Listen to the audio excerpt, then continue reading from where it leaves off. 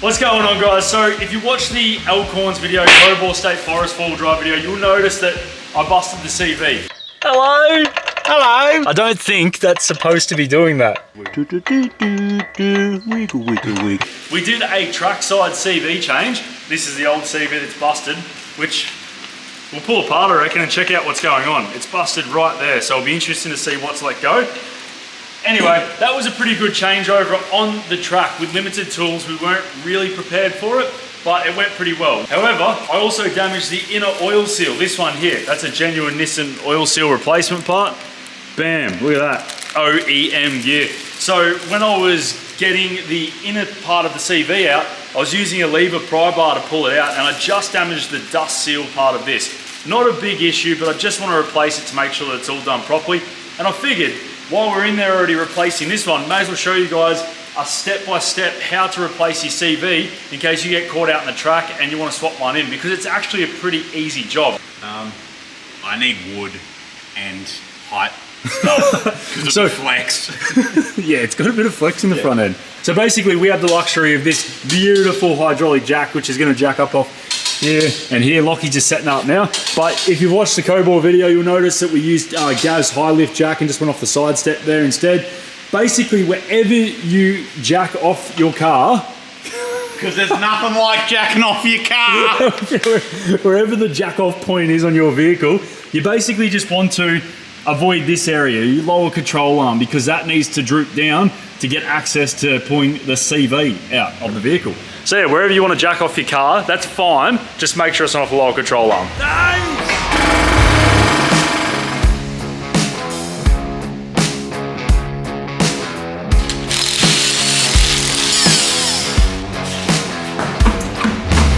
Exactly as planned. So first thing you want to do is grab your tape measure and just measure how fucked you are. Get to a safe spot on the trail.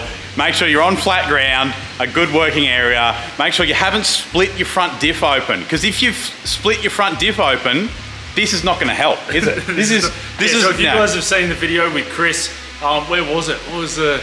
That was up in Queensland. Ormo, yeah. I still can't say it. If you guys have watched that video, you'll see that we thought Chris had busted his CV in the front of his nav, but it turns out he exploded his diff center, because these things are in aluminium housing, they're weak. And if your CVs don't go, your diff center goes and it just basically explodes. So yeah, assess the situation, check to make sure it's a CV that's actually been damaged and not your center diff. Get the site foreman. Where's the site foreman gone? What's the situation? How are we looking? How bad is it? Is it bad? It's bad. Foreman moves not impressed. He's not impressed. So this CV is the one that we replaced out in the track, so it's obviously not broken. It's in good condition. It'd be funny if I grabbed that then it just was broken. But what you want to do is grab the CV and just give it a wiggle. And you'll be able to feel if it's broken. It'll feel loose, it'll feel choppy, it'll sound clangy. The boot stops so a bit, see?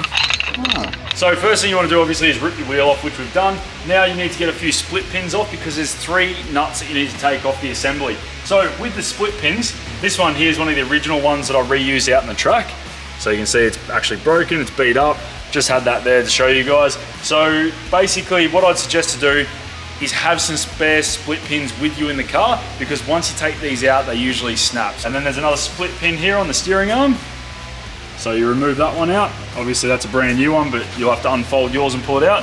And then you'll have another one up the top here on the steering knuckle. Okay, so the first nut that you're gonna take off is the one on the end of the CV here. That's 32mm nut. It's better to have a deep socket than a shallow one, because this one doesn't quite go on all the way. It did work for us out in the track.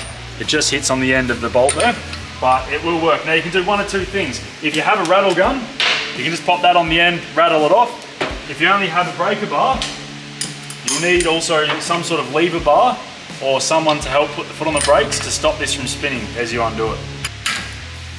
If you really wanted to, if you were feeling keen, you can rip your caliper off and your disc rotor to make this a little bit easier, but we didn't do it when we were out in the track. It came off without doing that, so we won't do it today.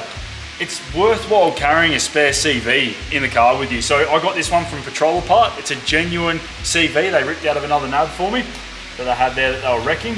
And I just put this in the back of the car, and it meant that we didn't have to stop the whole day because I broke a CV. literally 15-20 minutes on the side of the track, we had this thing replaced and we could have another stab at Elkhorns in my car, and it just meant it didn't stop the day from moving forward. So it's well worth carrying a spare CV. It's not involved to do it. It's not something that should be scary, and it just should be something that you're prepared for with an IFS front end vehicle. While we're here, we may as well give the end of this a tap. So you don't want to tap it all the way through just yet because the CV is pushing against itself at the moment. Just get it started while it's got a strong surface to hit against. Once we drop the steering knuckle down, you'll finish tapping it out and it'll get the spline off the inside of the hub. So the next one that we want to do is the steering arm, which is a 22mm socket or spanner. You can use whatever you like. So this is a tapered pin. What we need to do is hit here or hit the top of the pin itself, and that will drop it free. So the other thing that you definitely want to do, and I fell victim to this out in the track, I actually undid my ABS line, but I didn't move it far enough out of the way, and it still got pinched, and that meant that a Christmas tree was up on my dash, and it also was hard to engage into full drive once all those sensors were failing and not working. So what you want to do is unclip it from up here, that one there, and basically just pull out the rubber grommets as you go through, and just feed this well out of the way. I'm going to drop it right down here. I think what happened to me is I still had mine up around here, and when I dropped this out of the way and then twisted it, it pinched in between here and the steering knuckle. Next thing you need to be cautious of is your caliper line as well. So I have extended brake lines on my rig, so I've got a bit of droop, which is good. But just as you're pulling down the steering knuckle, just be careful it doesn't stretch it too much, because you could pop a brake line and then that's even worse than a CV. Next nut that we need to do is this one here, which is a 22mm. We've already taken our split pin out, so we're good to go. So unless you have a rattle gun, you might need to get a mate to hold the steering knuckle while you undo this bolt. We do have a rattle gun here, but you know, we're just trying to do it as you guys probably will be out in the track with manual tools. Once that's off, just want to hit the outside of the steering knuckle up here. That should be enough to free it from the upper control arm, because that's also a tapered pin as well. So what I'll do is I'll hit the outside of the CV where we started to free it up before. So that's just got an internal spline on the steering knuckle, and the CV shaft itself is splined. And that's what turns your wheels. From this point, you need to have this in a really particular position in order to get it out. I think it's there and there. Push that in. There we go. So that's twisted towards the back of the vehicle. Towards the back of the car. And just again, watch out for this damn ABS line. It'll catch you out. So that's that CV spline was just trying to pinch it between the actual disc rotor. Anyway, so from here, we're about to take it out of the diff center, out of the spline, the diff center. Now, one thing I noticed when I was out in the track, I had it jacked up off here, so the car was leaning over to the driver's side a little bit, but still a little bit of diff oil started coming out when I took the CV out. So, I don't know, maybe we should have had it jacked up a little bit more to try and put the oil more over the driver's side, or just carry a bit of spare oil with you. So another mistake that I made out in the track was grabbing a pry bar and levering off that part of the CV in a flange section. And when I was levering that out, I pinched the dust seal on the outside of the pry bar. Not a big issue, because it doesn't mean that it's going to leak oil, but it does mean that dust is going to make its way into the components, and that's not ideal. Hence why we're replacing it today. Instead of levering from that flange, go to the inside one there and pull off the diff housing. We'll show you in a second.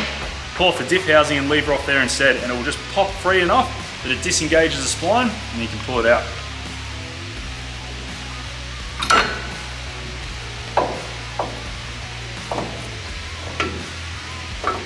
Okay. It's as easy as that, guys. So something that a lot of people fear doing really isn't that hard, and definitely something you can tackle out in the tracks to keep you moving along. So you guys can see the damage there on the dust seal. You don't have to do this obviously as part of your CV change, but we're here, we're doing it. If you guys need to replace your axle seals, this is how to do it. So first thing you need to do is drop your front diff oil. So there's a 10mm Allen key bolt on the side here to drop the oil. So it's pretty clean oil because I only just recently changed it. For the inner oil seal, what you want to do is grab your seal puller, coming through the bottom, through your lower control arm there. Because the bottom of your seal puller is normally sharp as well, just make sure you don't go in too deep past your oil seal, because then when you pull it out, you'll score the inside of the seal's mating surface. Just gonna give it a quick wipe down, make sure that there's no dirt or anything where we're gonna put the new seal in. The dust seal around the outside, it makes it hard to get just anything to punch this in with, because you don't want to damage that. So I've pretty much just pushed it into, what is this, a 46mm socket, and then just got that dust seal lip, just fed it inside it so that it's not pinched, and that's basically just sitting in there perfectly now. Gives you a flat surface as well to punch it in. Just make sure when you're putting this in, I'm about to do it now, just make sure that it's going in straight. So just start by hand, wiggle it in. Once it's going in straight, just give it a nice tap. So you just want to get yourself into a really awkward position. It's almost there.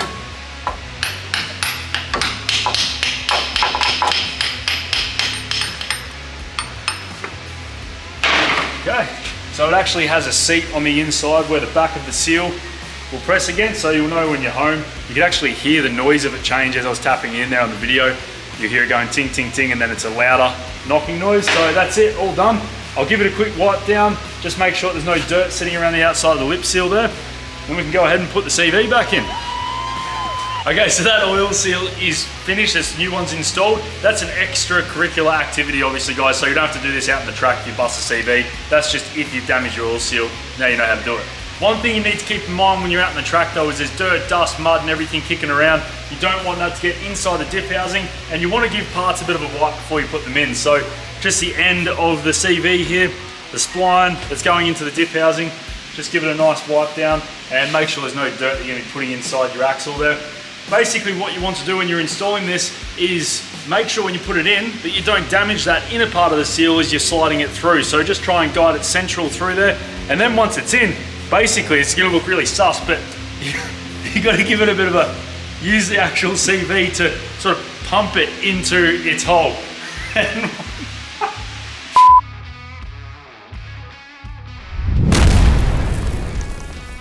So this is all splined as well, guys, so make sure before you start pumping in the hole, make sure that your splines match up and everything's seated. So let's put it back in now.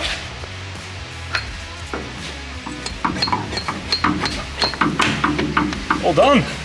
So now that spline is in and it's seated, you can physically feel it click into place and seat home. You just need to get the outside one back in. So that's just a case of doing exactly the same thing as you did to take it out in the first place. So that's, the splines have engaged on the hub to the CV axle, so that's all good. And then once we put the nut back on there, it'll pull everything back into its position. So let's get this steering knuckle back onto the upper control arm so everything's supported. And again, just being careful of your brake line and ABS lines. We'll just pop this one on hand tight for now. Stops things from swinging around everywhere. We'll do the same for the steering arm. So pretty much it's a case of just reassembling everything back the way that you pulled it out. So you can just do these ones up tight, put the split pins back through. But this one on the outside is, we wrote it down, 274 to 364 Newton meters. That's what the handbook recommends. Basically, we're gonna go smack bang in the middle and just do it up to 300 Newton meters. If you're out on the track, you're probably not going to have a torque wrench, so just do it up tight, FT. Just make sure it's tight. That'll get you home. Then once you're back home, chuck a torque wrench on there and click, click, make sure it's right.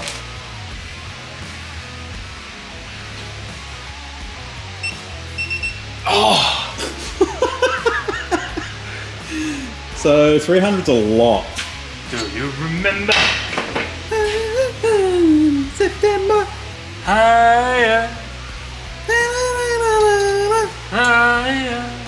So what we've discovered is that 300 Newton meters is a lot. I was expecting like Newton meters, but that was a lot of Newton meters. All you have to do is put the ABS line back on and you're good. So I'll feed that back on now. Comes up through the bottom. Make sure you feed it on the same way that you took it off. Don't want to get caught up in any of the moving parts. Good. It's all done. So if you're just on the CV axle, you're finished. Everything is now done. We've got all the nuts torqued up to spec. We've got our split pins back on, the ABS lines back in. Just give it a general once over, check your brake lines, just check everything for clearances. If you've done the oil seal like we have, now you've just got to fill up your diff with the correct oil. That's the front diff oil there. So it's about 900 ml capacity from the workshop manual, that's what they say, but honestly I normally try and jam as much as I can in there. Basically just pump it in until it overflows. It is normally about 900 ml, but I try and sneak in a little bit extra if I can. So I'll show you guys where the fill plug is.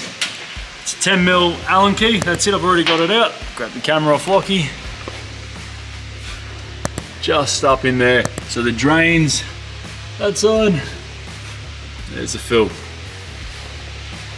So you can get one of the squeeze packets, the squeezy oil packets from your auto shop. Make this a little bit easier unless you have one of these pump fillers. Those squeezy bags are a bloody good invention actually. Oh, they're great. And then what you do is you keep them, and then when you need to fill up, like you just get like a 20 litre oil drum or a 10 litre oil drum, and you keep filling up them and just keep using them as you need to. Gross. Because even with these, like you squeeze those bags and it's full pretty quickly. This takes ages to do. Yeah. Hey, there she is! So quick swap out and just do it up to spec. Click. Woo! Job done. Wheel on. Time to go camping.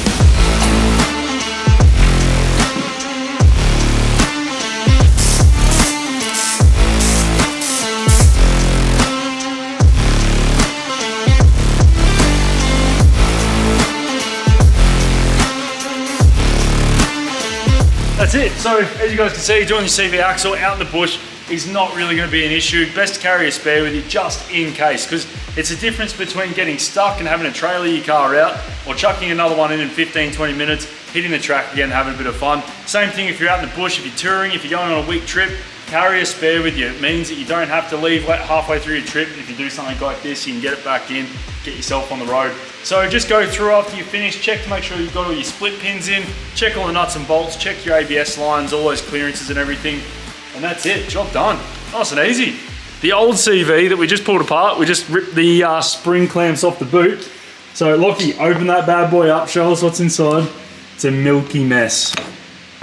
Oh man, look at it. So, craziest thing, every time I've seen a CV axle break, it snaps the spline, the shaft. Normally like somewhere down here, it just twists that or snaps the spline ends. But this has actually smashed the ball bearing carrier. There's a bit there. There's another bit. Oh, look.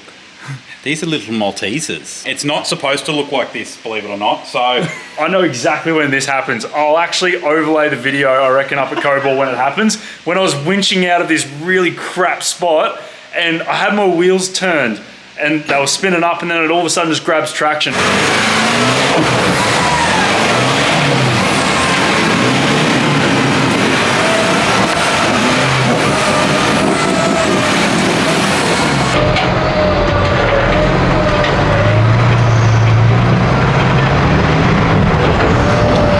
I reckon that's where it went, because on the next climb after that, I lost drive.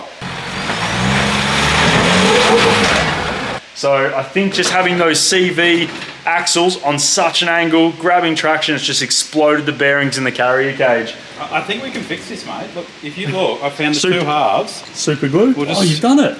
We'll super glue it back together. How's the split though? Where's all these bits? Gone to the Nissan gods, mate. All right, Lockie, out of 10, how hard is it to replace the CV? Realistically, if you've got any mechanical knowledge, it's like a 3. Yeah. It's not hard at all. So give it a go. Like Joel said, keep a CV with you, especially in these things. They break CVs. It's what they do. Keep a spare one, keep it on you. It'll keep you going on the tracks. It won't ruin your day, and you'll have a great time. Milky goodness.